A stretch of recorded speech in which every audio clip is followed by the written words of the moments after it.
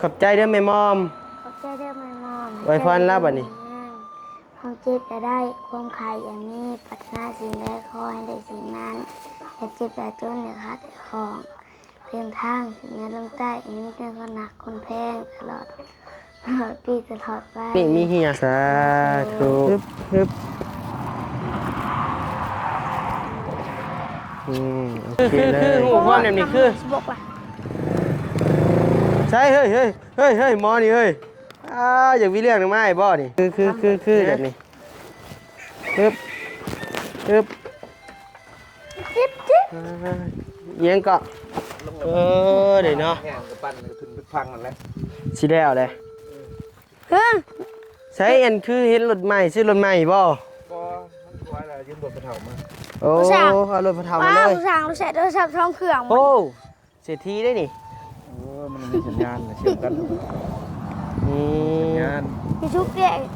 เมซุกชื่อโทรศัพท์หน่วยใหม่บ่จะยินใส่ผ้าว้าวคนซื้อใหม่นะให้พอจะวาดให้ยังไงนะได้ตัวใหม่อยู่ในตัวใหม่แม่เอาผักมาให้วะมอบไปเด้อมอบแล้วกินเลยมอบแล้ว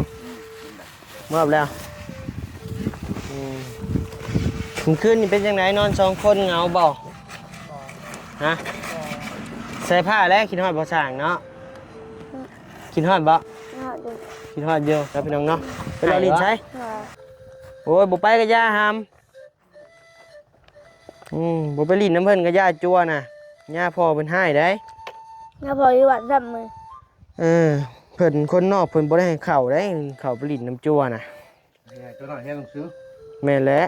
ติดหมู่ติดคู่แล้วจั่วน้อยเฮียนบ่เป็นอีกจังหน่อยอย่าสิไปเด้อเงินเสียงประเทศมันแหว่งอยู่แล้วเก่งได้จังหน่อยเก่งได้จังหน่อย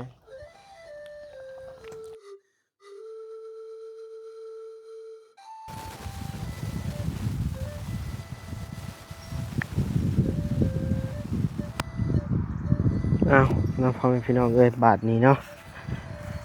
เปิดคลิปเปิดภาพมาบาทนี้พี่น้องเอ้ยเนาะยังอยู่เฮือนอยู่ซ่าน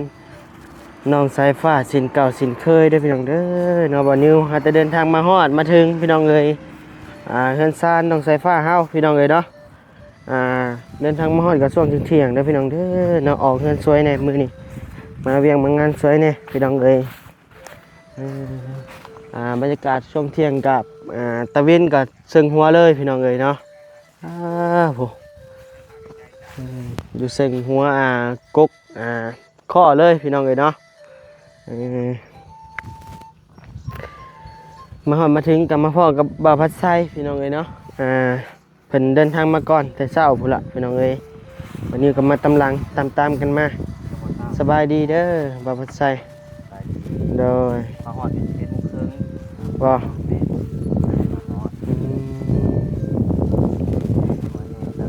สวยมื้อนี้พี่น้องเอ้ยวันนี้ก็ออกมาจากโมง11-12 โมงเนาะออกมาช่วงเที่ยงพากินข้าวกินน้ำหรือบ่จุ๊บเจ้ายังข้าวเที่ยงนะแต่ถ้ากำลังหนึ่งข้าวจะว่าใหม่หม้อจักจะไปทางใดเลยเจ้าของก็ได้เดี๋ยวไปจักแลนบ่าวอยู่ไปจักเรามาเป็นสวยนี่เดี๋ยวพ่อสวยจักแม่นอยู่ย่านอยู่มันเทิงล่ะใหม่หม้อเลยเด้อเบิ่งเอาขนมก่อนพี่น้องเอ้ยพี่น้องเอ้ยขนมแม่บ่นิ้วผักมาให้สร้างกับน้องสายฟ้าเนาะโอ้ผักเลยซิมได้อยู่ซิมแล้วแหละออกไม่ซิมอยู่มานี่นะแม่นเว้าขนมมันขี้ม้าเขาเอิ้นคะแนนเอิ้นแบบให้โชว์เนี่ยขนมไข่เต่าข่อยเอิ้นขนมขี้ม้าคะแนนเพิ่นเอิ้นแบบมาข่อยเอิ้นขนมอันมันเป็นชื่อมันอะไรเรียกว่าขนมขี้ม้าเอาว่าทีนี้จะพังพิษพี่จักแล้วข่อยเกิดนั่นขนมขี้ม้าเลยบ่ขี้ม้าบ่ว่าขอโทษนำพี่น้องเอ้ยคะแนนว่าบ้านเฮาเอิ้นกับขนมไรง่ามันมีหลายชื่อได้ฝั่งไทยเอิ้นแล้วขนมไข่เต่าประมาณนี้พี่น้องเอ้ยได้แซ่บบ่เอาอีกไหมเอาอีกอันนึงเอามันลายอยู่ได้เอาโลดเอานี่มันมีอัน2แบบได้นี่น้ำตาลเพราะเอาเบิ่งเอาน้ำตาลเบิ่งยามคอยแพงเลยคอยให้กินแล้วบ่กินยามคอยบ่ให้กินเลยเครียดคอยนิดหน่อย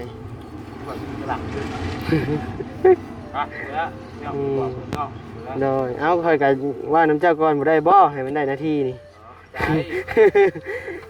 ไว้น้ำบ่ได้ว่าน้ำเพิงแหละมาก็เห็นแต่สองหนุ่มพี่น้องเอ้ยบอบบี้ก็จักไปทางใดบ่เห็นหน้าเห็นตาอยู่เดี๋ยวนี้บ่เห็นหน้าเพิ่นลายมือแล้วบอบบี้ก็ได้แม่นติดผู้สาวเลยก็ไปเลยบอบบี้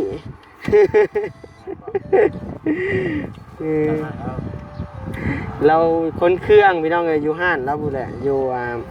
ห้านเจ๊น้อยพูดแหละคนเครื่องคนคลองทางซีโอใหญ่ดิ ร้ายซีโอเซโนเอาเด้อเดี๋ยวขอไปเยี่ยมเบิ่งทางประสังไฟฟ้าก่อนโดยเมื่อคืนนี่กันเงาฮะโดย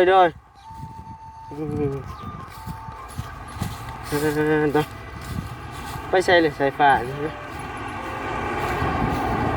เมื่อกี้นี่คือยังเห็นอยู่บัดนี้ไปใส่เลยถือเบาหล่อไปหล่อมาอยู่พี่น้องเอ้ยสายฟ้าอยู่ไสคือได้ยินเสียงอยู่สายฟ้าอยู่เซอร์เฮ็ดไปเลยอยู่บุทวีเอาไปซีจักอันจักสอบให้ว่าสิเอาไปให้ดอกว่าไปแหละอาหารมาขนมแม่ผักมาให้บ่อันหนึงเดี๋ยวให้สิไปให้พ่อสร้างอันนี้ของเจ้าตัวนั้นของเจ้าเด็กน้อยกิน ต้มหมี่ปะ อยากข้าวแหละเดี๋ยวบอกพ่อใส่เราชวนกินข้าวอยู่ฮะนบมือขึ้นดูหามขอบใจเด้อแม่มอม ขอบใจเด้อแม่มอม ไว้พรรับบัดนี้ ความเจ็บจะได้ความใครอย่างนี้ปรารถนาสิ่งใดขอให้ได้สิ่งนั้นอย่าเจ็บอย่าจนอย่าขาดอย่าของเดินทางถึงเหนือลงใต้อันนี้เป็นคนหนักคนแพงตลอดปีตลอดไป สาธุเป็นแล้ว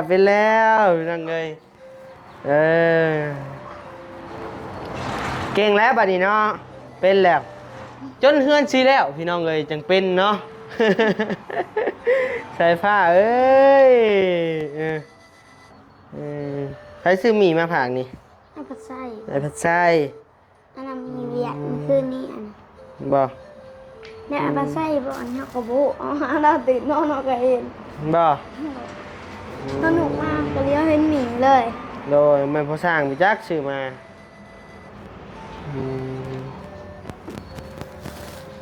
จะเห็นยังกินนี่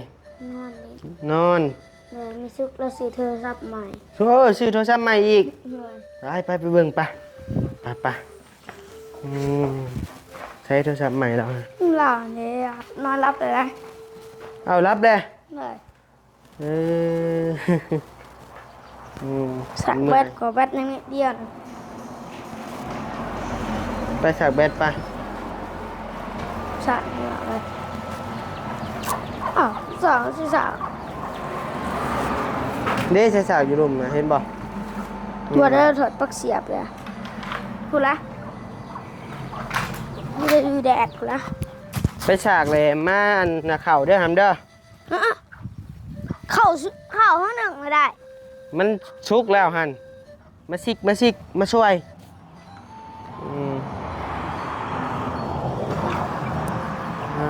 ต่อยังเลยฮ้อนมือนี้เนาะบรรยากาศฮ้อนแห้งแดดก็แห้งมือนี้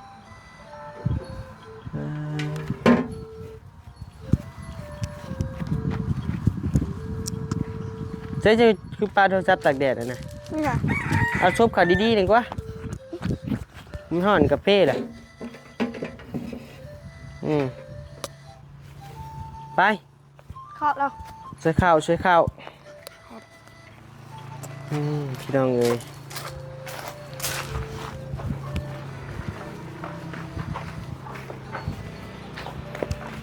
สวยข้าวมันจะไหม้หม้อแล้ว เบิ่งดูสิกเบิ่งโอ้ยสิก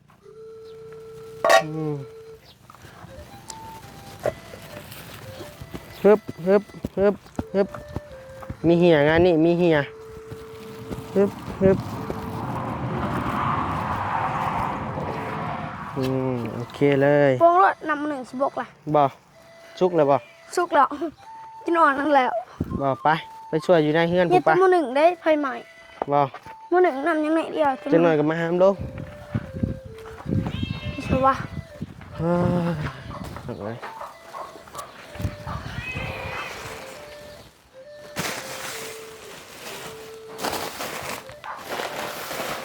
แมวก็ได้เอ้าข้าวเย็นบ่ได้อันน่ะบ่ใช้ติ๊บข้าวอยู่ใช่จ้ะ ติดหนึ่งวิดีโอห้องพูดเลย ไปเอาไป ในห้องประมาณห้องหนึ่งกับห้อง เกลือข้าวแล้วเกลือข้าวแมวแล้วหาม เกลืออะไรมาเนี่ยเกลือซองทงผม เมื่อบ่ เบิด มันคือยังสออยู่ซะ หมักโซมาแล้ว โอ้ บอก มาแล้วคือหูความแบบนี้คือใช่เฮ้ยหมอนี่เฮ้ยอยากมีเรื่องหนึ่งมาไอ้บ่นี่เนี่ยมาหามลงซอยให้ก่อนหามจังหน่อยจังสวยก็ได้ จะมันแล้ว ป้านะก่อนมาหามลงซอยให้เพิ่นก่อนนี่ ว้าร ถไผหามจะยืมรถไผ สั่งไว้เอาเขาไปซี เอ้ารถพ่อช่างบ่เอ้าร ถเมียเขาสั่งนะ ฮะ รถเมียเขาสั่ง เอ้าซื้อรถใหม่บ่นี่ รอรถเขา เอ้าพ่อช่างซื้อรถใหม่พี่จักนี่ เอาลุง มาเอาลงใส่ไอ้เลยลงมาเจ้าก็ลงไปไอ้สิครึ่งให้คือแบบนี้ปึ๊บ จิ๊บจิ๊บ เอียงเกาะ โอ้เมื่อยสั่งเลย เอาลงลุ่มหามเอาลงลุ่มเท่าใดซีนี่หาม ขึ้นมา 15,000บ่ได้เอาห้ำบ่ ห้ามเอาแต่บ่เอาเงินวัดสั่งกัน ใส่ห้ำบ่ดิ ตัวห่อถือมา เอาไปสอบเบี้ยงบ่หามเงินไผคือหลายแท้น่ะ สั่ง โหลดจนฮอด จับเบิ้งหน่อยคุณ เป็นหยัง จับเบิ้ง ฮะ จับเบิ้ง หน้าเป็นหยังเลย 30ก็ครบแล้วไปให้ภาษาเขา สั่งเลย อยู่พู้นแหละวัดอยู่แหวนอยู่วัดเนี่ยหลุง บ่ เขานักเด้ตอนไปต้นซองเสือเลย จังหน่อยแมวไผ่กับช็อตแมวเลยนี่หาม ถอดเลยนะ หวังว่า บ่ หนึ่ง ข้าง หอยมาเถอะ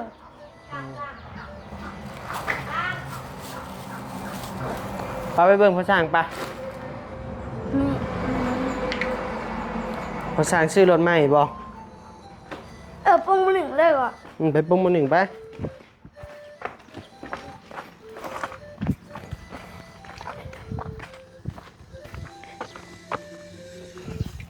เฮ้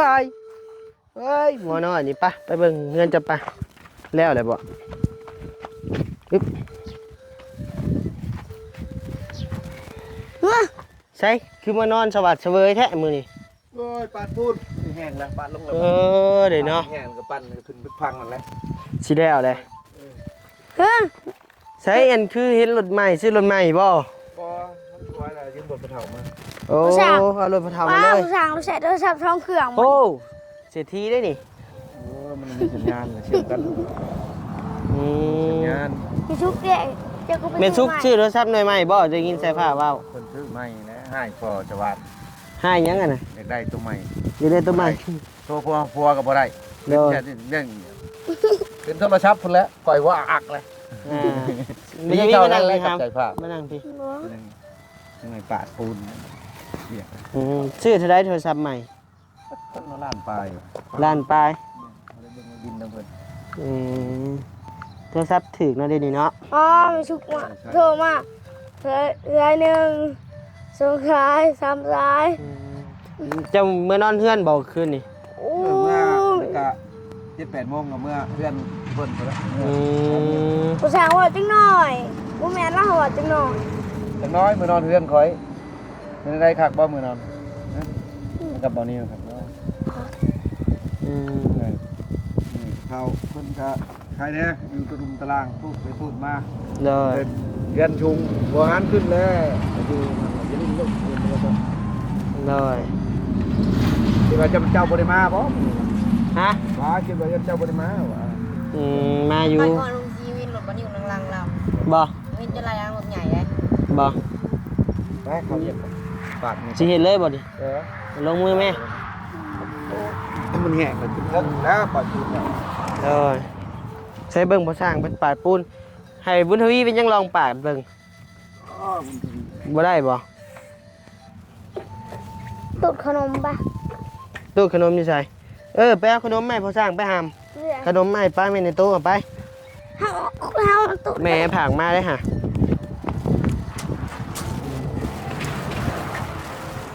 ไม่ได้บางภาษา เฮ็ดเจ้าแบบกดน้ำอะเมื่อยมาก ตุ โอ้ ด ยผม ข แง่ น ผม มภาษา โอ้ตัว วิ่งก้อนกะ เป็นหยัง จำเอาไปจิบไปภาษา บ้านนี่หั่นแหละ โอ้จะเบิ่งเฮาคลิปเมื่อบ้านว่านี่บ่อืม นั่นต้องหาตะลงนั่ง ตุดน้ำ อาจจะลงเมื่อกี้นี้วังเช้านี่บ่ อยากเบิ่งจนสุดพุ่นแหละ เอาภาษาขนม ขนมนี่แม่เอาผักมาให้ปะ มอบเลยเด้อ มอบแล้วกินเลยมอบแล้วอ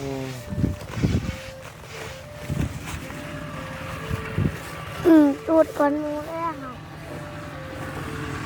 สิแล้วแหละเบื้องนี่พี่น้องเลยด้านนี้แล้วแต่ว่าเบื้องผู้แลบอันพอสร้างสิเมื่อยบาดนี่เบื้องแดดเด้ ปล่อยคุณได้ยอมเลยละ เบื้องพุ่นเบื้องภาคตะเวนตกผุดสีแดดแห้งเบื้องนี่ใครแน่ยามเช้ากะแดดบ่แห้งยามเที่ยงกะแดดบ่ถึกแล้วเบื้องนี้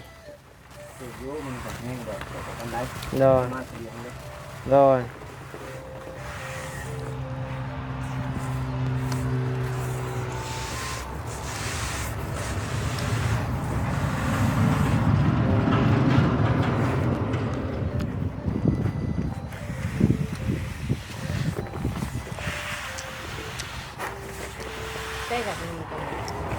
กินไม่หามขนมฮะ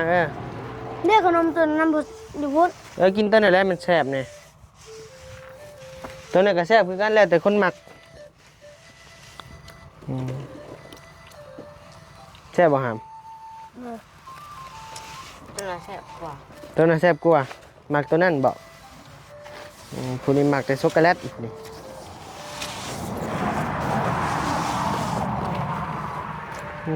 ต่อยังไง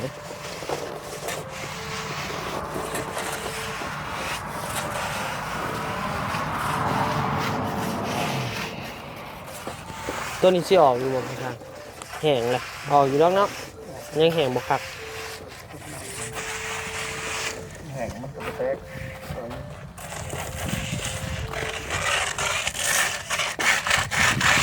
มันแห้งยังบ่คักปานใด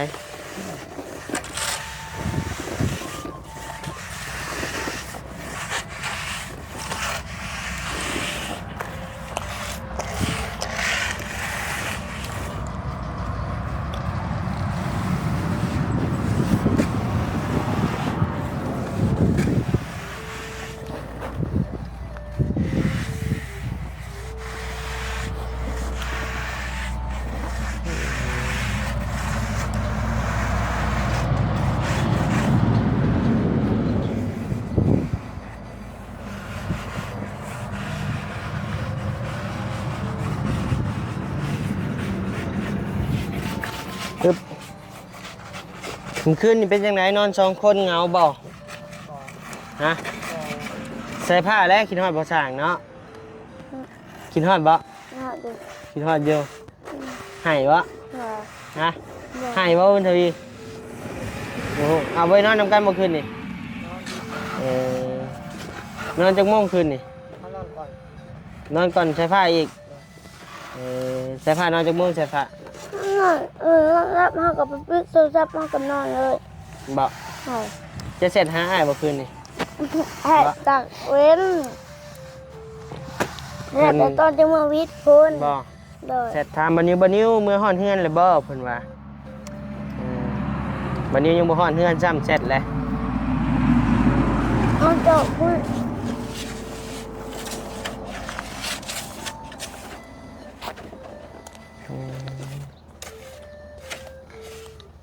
มันอยู่เฮือนเลยเลยตี้บุญทวีบัดนี้ คือเห็นแม่โทรน แม่จะโทรนำบ่แม่ใช้โทรน เขาพานไปเล่น ำแม่บ่ไปลินแล้วว่าแนวใดเนี่ย เขาให้ เราให้ ำงานจะหนีแล้วผมมีกูเบิ่งแล้วจ้ะ เออ มีแต่น้องเราจะส่วนกับตัวเองเรา คือว่าไอ้ได้ยินว่าแม่โอนเงินมาให้500บ่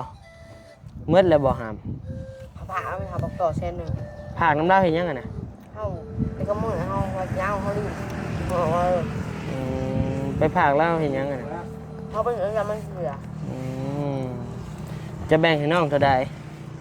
ให้เอาไปแบ่งฮะ ไม่แบ่งให้น้องซ้ ถ้าให้เอามาเหมือนเขาลืม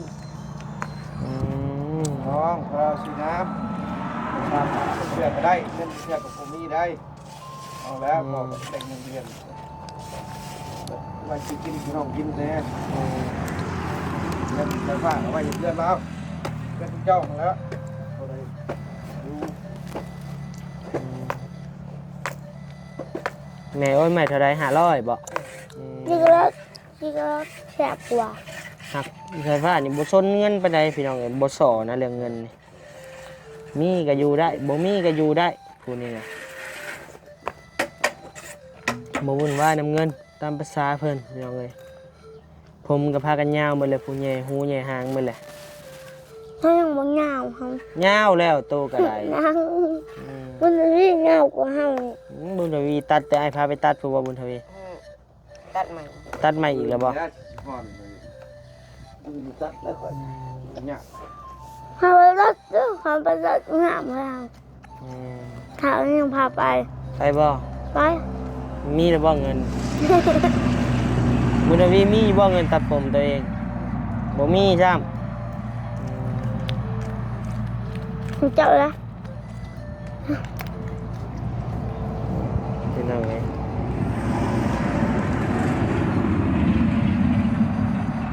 แม่ซุกเพิ่นเป็นหยังเพิ่นขึ้นนอนแล้วรับเป็นไข่บ่ เป็นไงคือเป็นไงคือ พญาติ การโตครับ อืม พอทำงานกับลูกแล้ว โดย เหงื่อมีตัวเดียวได้ภาษาก็เอาหาย ฮะ ติดกระเบ็ดได้เหงื่อตัวหนึ่งเขายังมีอยู่ตัวหนึ่ง ยังอันผู้สั่งเงินให้เจ้าบ่ แล้วยังเขาหาย เงินค่าเบ็ดนะบ่อือหือ เขาไปทำบ่มี ฮะ เขาไปทำมีตลาดพอบ่มี ค่าเบ็ดนะบ่มีดอกอยู่พูนมีซิโน่พูน นี่ที่เหงื่อมา อืม เหงื่อตัวละ20-50,000 โอ้ถูกแล้วน่ะดิซิโน่ตัวละ6-70